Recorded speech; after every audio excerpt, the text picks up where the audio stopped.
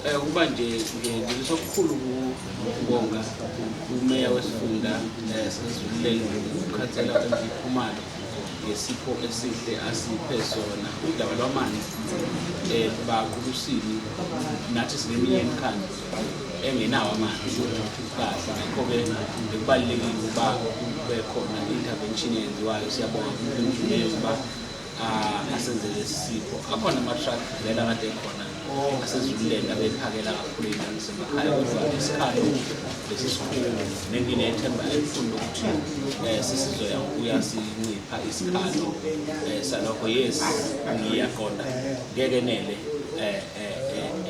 ama-truck kuzona zonke iy'ndawo zonke iy'nsuku, kodwa kusuka manje sesihlala phansi si-review-we i-roster ukuthi sinama-truck additional bese sibuka ukuthi singakwenza kanjani ukuthi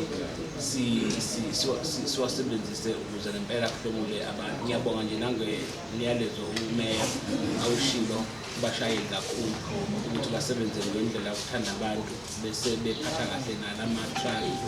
Thina-ke njengomkhandlu umsebenzi ofuneka siyowenza ukuba silungise inqalasizinda yemigwaqo ngoba lama-truck kubili angahle kube khona iy'ndawo angafinyeleli kuzo umgwaqo, kodwa futhi umgwaqo uma yimbi impilo yawo lama-truck izoba mfishane ngoba uma izohamba emgwaqeni omubi azoshesha ukukhahlazeka aguge. Ngakho-ke sinalowo msebenzi ukuba siyolungisa lokho, kodwa ngeke siyeke ukubonga kakhulu singoncoze meya wethu wesifunda ukuba asenzele umsebenzi omuhle kangako.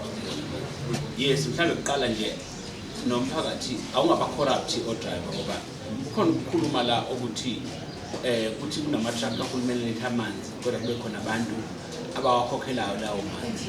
Onke lama-truck umeya kade walethile akahulumeni alethe amanzi, akekho umuntu okufuneka athenga amanzi kulama-truck. Kodwa uma kuzoba umphakathi ofuna ukukhokhela amanzi awo okufuneka ngabe ezamahhala bayayi-corrupt system ibe yimbi. Siyacela nje ukuba basiqinisekise ukuthi yonke i-truck ebhalwe uZululand ilethe amanzi, hhayi ngoba iqashiwe, ilethe amanzi ngoba ithunywe umkhandlu ukuba yenze lokho. Kodwa siyazi ukuthi from time to time kuba khona iy'celo ey'suke y'qhamuka emphakathini, ikakhulukazi uma kunemindeni okushoniwe kuyo.